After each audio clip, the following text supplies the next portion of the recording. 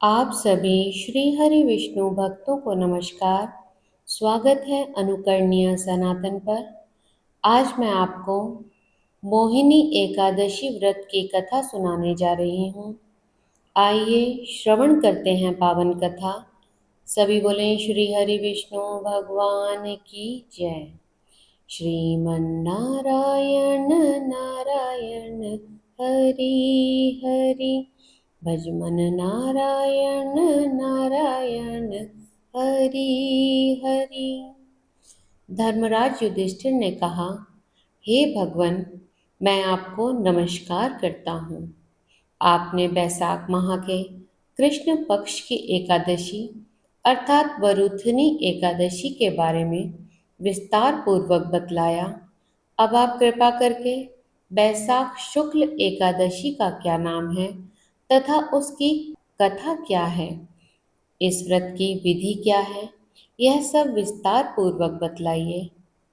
भगवान श्री कृष्ण जी कहने लगे, हे धर्मराज, बैसाख मास के शुक्ल पक्ष की एकादशी को मोहिनी एकादशी के नाम से जाना जाता है।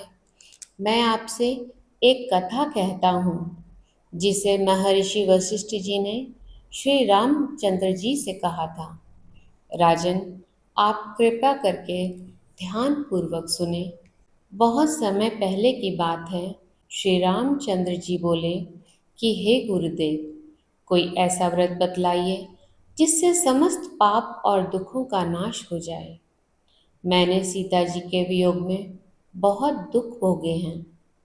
महर्षि वशिष्ठ बोले, हे राम, आपने बहुत ही सुंदर प्रश्न किया है।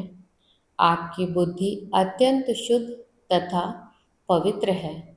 यद्यपि आपका नाम स्मरण करने मात्र से मनुष्य पवित्र और शुद्ध हो जाता है, तब भी लोकहित में यह प्रश्न उत्तम है। बैसाख मास में जो एकादशी आती है उसका नाम मोहिनी एकादशी है। इसका व्रत करने से मनुष्य सब पापों तथा दुखों से छूटकर मोहजाल से मुक्त हो जाता है। मैं इसकी कथा कहता हूँ, ध्यान पूर्वक सुनो।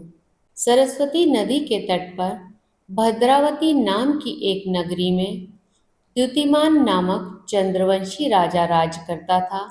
वहीं पर धन्य धान्य से संपन्न व पुण्यवान धनपाल नाम का वैश्य भी रहा करता था। वह अत्यंत दयालु और विष्णु भक्त था। उसने नगर में अनेक भोजनालय, प्याऊ, कुएं, सरोवर, धर्मशाला आदि बनवाए थे। सड़कों पर आम, जामुन, नीम आदि के अनेक वृक्ष भी लगवाए थे। उसके 5 पुत्र थे, सुमना, सद्बुद्धि, मेधावी, सुकृति और दृष्ट बुद्धि। इनमें से 5वां पुत्र दुष्ट बुद्धि महापापी था। वह पितृ आदि को नहीं मानता था। वह वैश्या दुराचारी मनुष्यों की संगति में रहकर जुआ खेलता और पर स्त्री के साथ भोग विलास किया करता था। मद मांस का सेवन करता था। इसी प्रकार अनेक कुकर्मों में वह पिता के धन को नष्ट किया करता था। इन्हीं कारणों से त्रस्त होकर पिता ने उसे घर से निकाल दिया। घर से बाहर निकलने के बाद अपने गहने एवं कपड़े बेचकर उसने अपना निर्वाह करना शुरू किया। जब सब कुछ नष्ट हो गया तो वेश्या और दुराचारी साथियों ने उसका साथ छोड़ दिया। अब वह भूख प्यास से अति दुखी रहने लगा। कोई सहारा न देख चोरी करना सीख गया। एक बार वह पकड़ा गया तो वैश्य का पुत्र जानकर चेतावनी देकर छोड़ दिया गया, परंतु दूसरी बार फिर पकड़ा जाने पर राजाज्ञा से इस बार उसे कारागार में डाल दिया गया। कारागार में उसे अत्यंत दुख दिए गए। बाद में राजा ने उसे नगरी से निकल जाने के लिए कहा। वह नगरी से निकलकर वन में चला गया। वहां वन्य पशु पक्षियों को मारकर खाने लगा।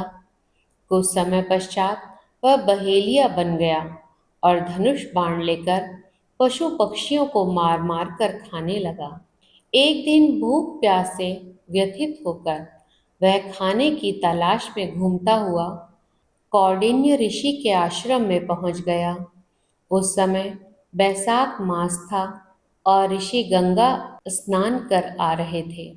उनके भीगे वस्त्रों के छींटे उस पर पड़ने से उसे कुछ सद्बुद्धि प्राप्त हुई।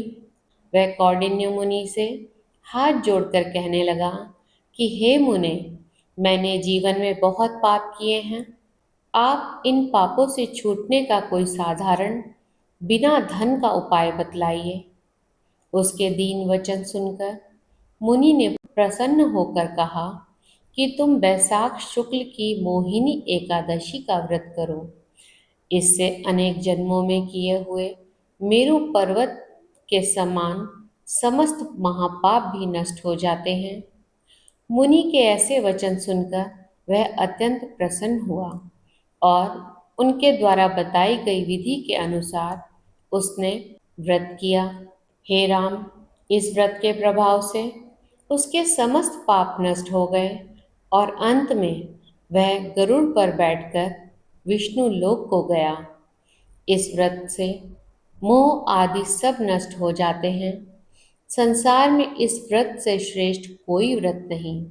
इसके महात्म्य को पढ़ने अथवा सुनने से 1000 गोदान का फल प्राप्त होता है। सभी बोले श्री हरि विष्णु भगवान की जय। श्रीमन नारायण नारायण हरि हरि, भजमन नारायण नारायण हरि हरि। भगवान श्री हरि विष्णु जी से विनम्र प्रार्थना है कि हे भगवान, आपका जो भी भक्त इस कथा को सुन रहा है, आप उसकी सभी मनोकामनाओं को पूर्ण करने की कृपा करें।